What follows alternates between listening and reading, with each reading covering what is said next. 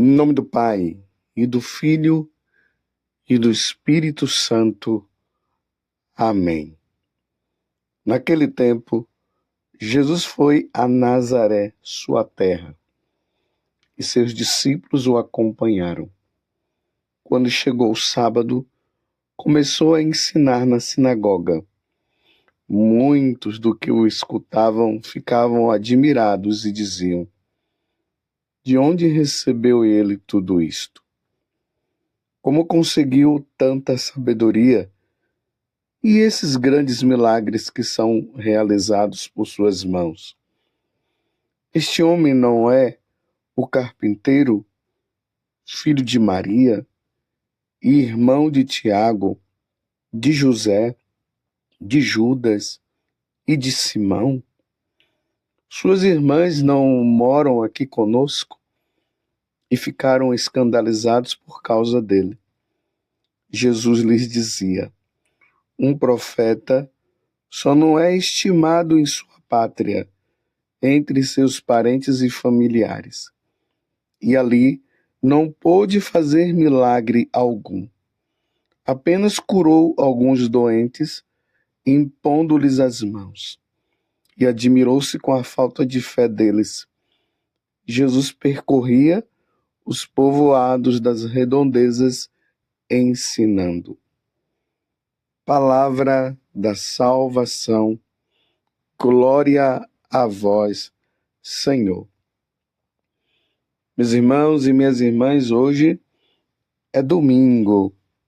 É um dia importante, como eu sempre falo para você. É um dia importante porque é o dia do Senhor.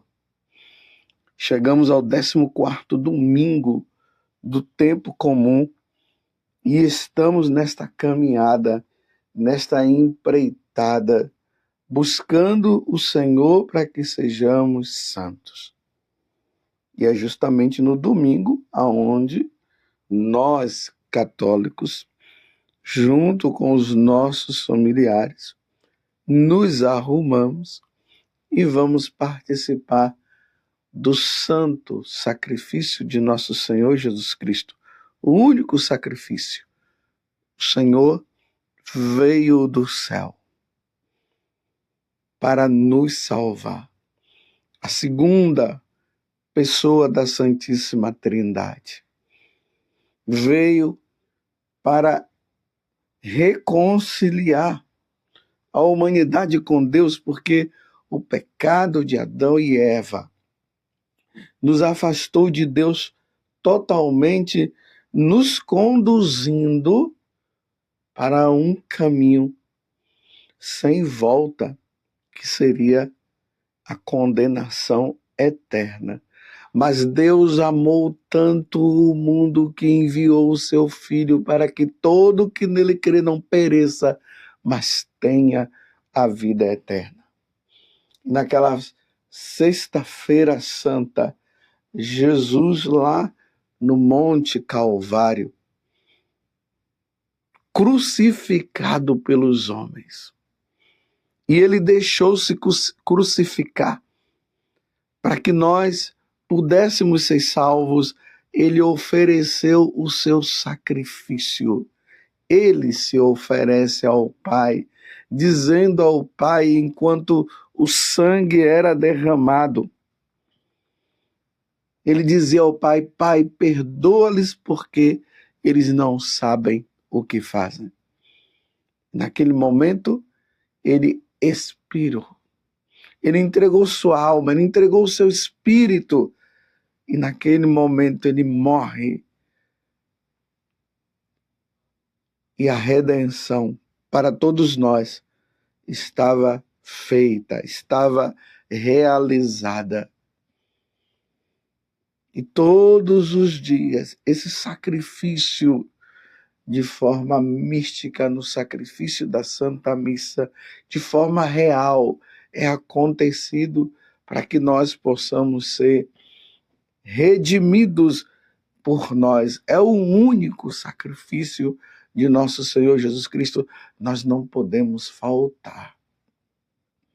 A falta nossa ao sacrifício de Jesus, ou seja, se nós faltamos à missa, nós incorremos em pecado mortal, em pecado grave.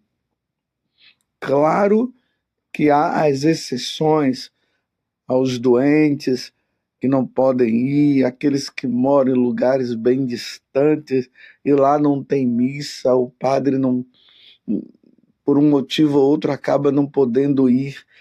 Essas são as exceções. Mas aqueles que estão com saúde, moram bem pertinho da igreja e pode ir e não vai, isso implica em pecado grave. Porque a missa é uma ação de graças também. Isso seria da nossa parte uma ingratidão não participarmos do único sacrifício de nosso Senhor Jesus Cristo. E é diante disto que hoje nós nos deparamos com esta passagem do Evangelho. Jesus, ele nasceu em Belém, mas ele foi criado em Nazaré. E ali em Nazaré agora ele se manifesta. Esse Evangelho ele fica muito mais claro lá no Evangelho de São Lucas, segundo São Lucas. Quando Jesus entra na sinagoga de Nazaré e ele abre o livro, ele é convidado ali na sinagoga a fazer uma meditação com a palavra de Deus e ele pega o livro do profeta Isaías, capítulo 61. O Espírito do Senhor repousa sobre mim, porque ele me enviou para proclamar a boa nova de salvação para todos nós, para tirar os presos, os cativos e serem salvos, libertos. Ele veio proclamar o ano da graça e depois que Jesus fala tudo isso, ele diz, hoje se completou este oráculo. Hoje se completou este oráculo. E ele diz, e essa pessoa que Isaías está se referindo, e olha que Isaías falou isso há mais ou menos uns 700 anos antes de Jesus vir. E Jesus está dizendo, hoje está se completando isso. Essa pessoa que Isaías está falando sou eu. E o povo de Nazaré começou a questionar, não creram em Jesus. Porque eles não queriam ver na pessoa de Jesus Deus. Jesus que tem as duas naturezas, a natureza divina e a natureza humana, eles não quiseram acreditar que Jesus seria o Messias, aqueles que todos eles estavam esperando, e começaram a fazer todos esses tipos de questionamento. Ele não é o filho de Maria, ele não é o filho do carpinteiro, como é que pode ele falar alguma coisa dessa? Os parentes deles não estão aqui bem próximos de nós, Judas, Tiago, José, Simão. E aqui fica bem claro para nós católicos que quando fala irmãos aqui de Jesus, não se refere a irmãos porque seriam filhos de Nossa Senhora e filhos de José. São os parentes. Para os judeus, primos, tios, todas essas pessoas eram chamados de irmãos. Fechando o parênteses, voltamos então ao que eu estava dizendo. Eles não creram. Eles não tiveram fé. Eles tinham que olhar para Jesus e ver o Redentor, o Salvador. Eles não tiveram fé. Estavam com o coração fechado. Na primeira leitura, o livro do profeta Ezequiel, capítulo 2, do versículo 2 até o 5. Eu vou até ler na íntegra para que nós possamos entender melhor também. Naqueles dias, depois de me ter falado, entrou em mim um espírito que me pôs de pé. Então eu ouvi aquele que me falava, o qual me disse, Ezequiel tendo uma experiência profunda com Deus. E Deus começa a falar para ele, filho do homem, eu te envio aos israelitas, nação de rebeldes. Aqui os israelitas representam todos os povos. E Deus está dizendo, uma nação, homens, filho do homem, eu te envio aos israelitas, nação de rebeldes, que se afastaram de mim. Eles e seus pais se revoltaram contra mim até o dia de hoje. A estes filhos de cabeça dura e coração de pedra, vou te enviar, e tu lhe dirás, assim diz o Senhor Deus, quer te escutem, quer não, pois são um bando de rebeldes, ficarão sabendo que houve entre eles um profeta. Um povo rebelde, um povo de cabeça dura. Jesus é enviado, veio do céu para nos redimir, e ali, em Nazaré, o povo rebelde não quis saber dele. Meus irmãos, essa palavra de Deus nos diz muito. Estamos vivendo tempos difíceis.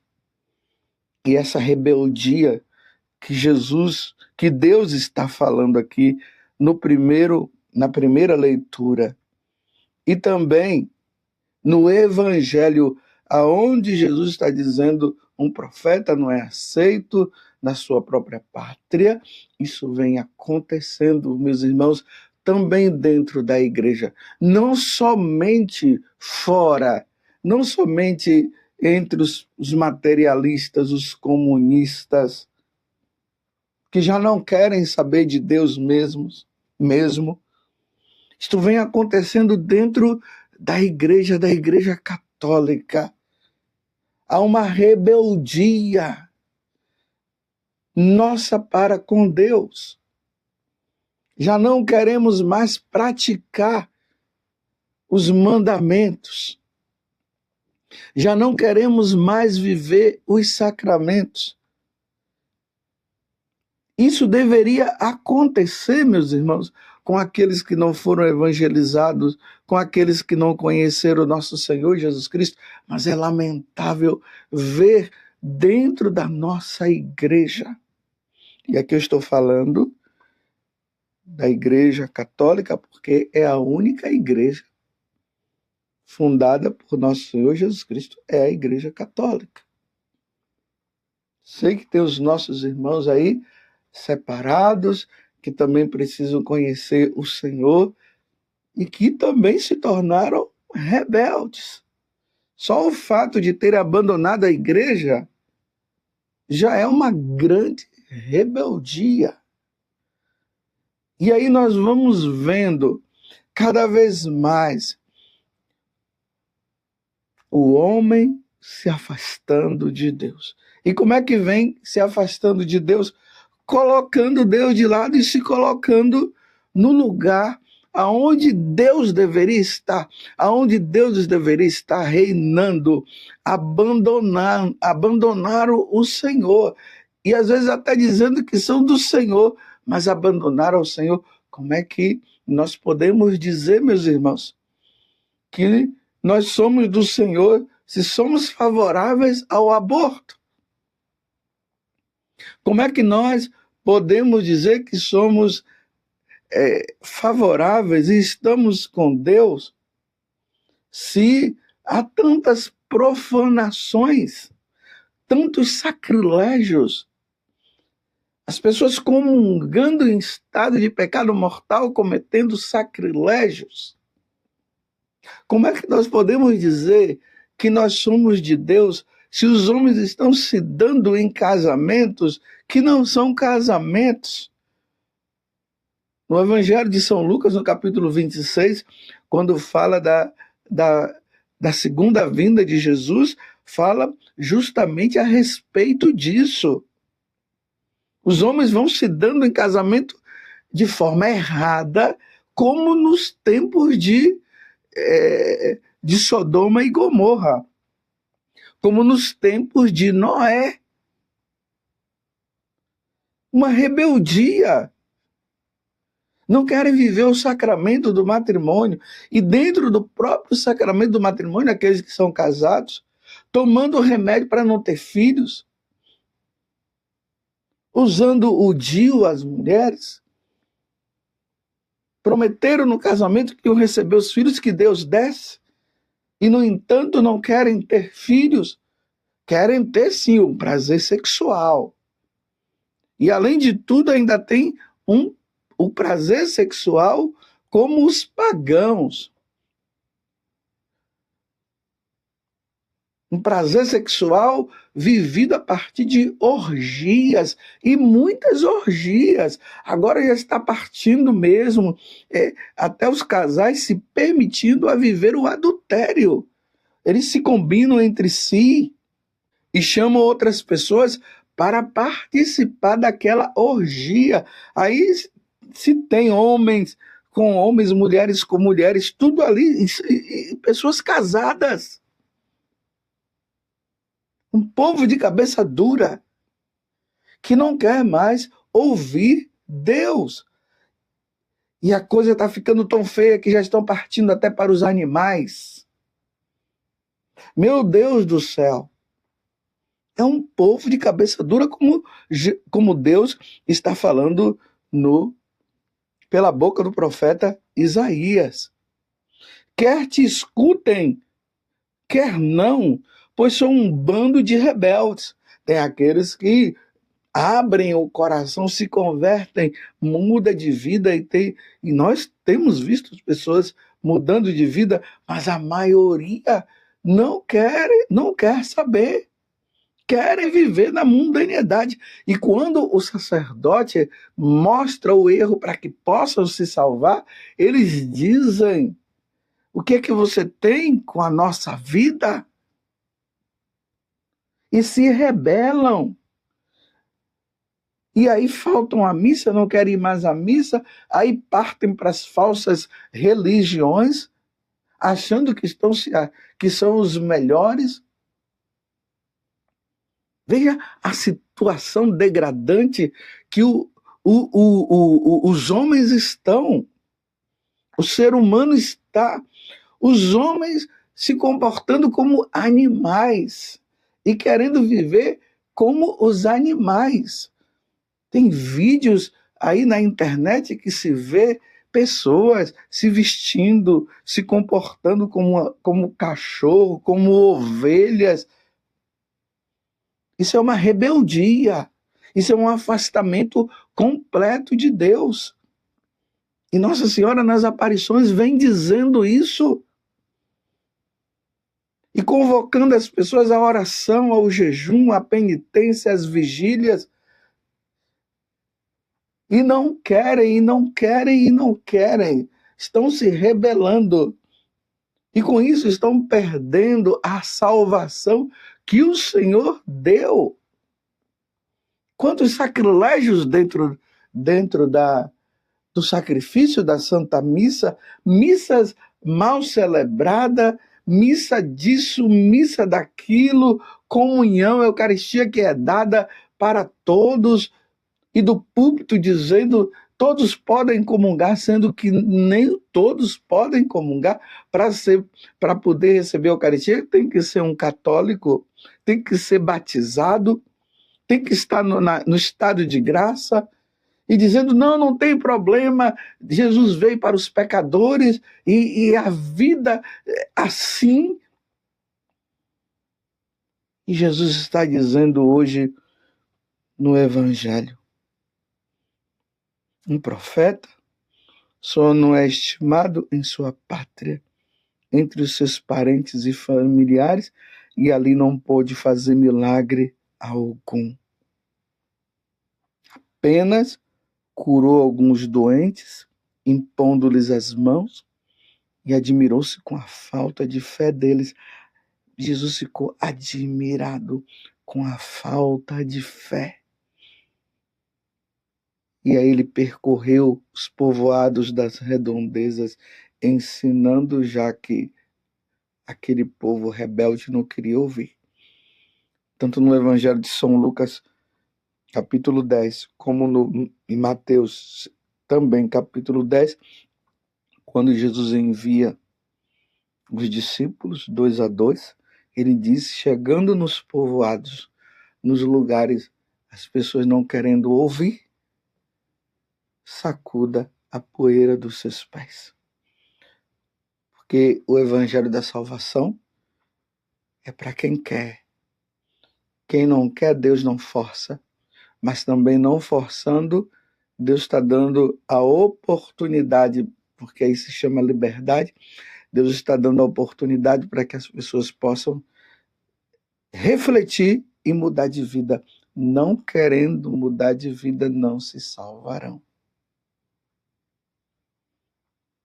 E eu termino essa homilia dizendo o seguinte: no Evangelho de São Lucas, no capítulo 18, versículo 8, Jesus diz o seguinte: e quando o Filho do Homem voltar, será que ele encontrará fé sobre a terra? Será que ele vai encontrar? Se ele não encontrar fé sobre a terra, eu espero que ele encontre fé da minha parte e da tua parte. Sejamos santos. Ó Virgem Santíssima, não permitais que eu viva e nem morra em pecado mortal. Em pecado mortal não hei de morrer, porque a Virgem Santíssima há de me valer. Valei-me, Virgem Santíssima. Louvado seja nosso Senhor Jesus Cristo, para sempre seja louvado, e a sua mãe Maria Santíssima, e desça sobre você a bênção do Deus Todo-Poderoso, Pai, Filho e Espírito Santo. Amém. Quer te escutem, quer não, pois são um bando de rebeldes. Ficarão sabendo que houve entre eles um profeta.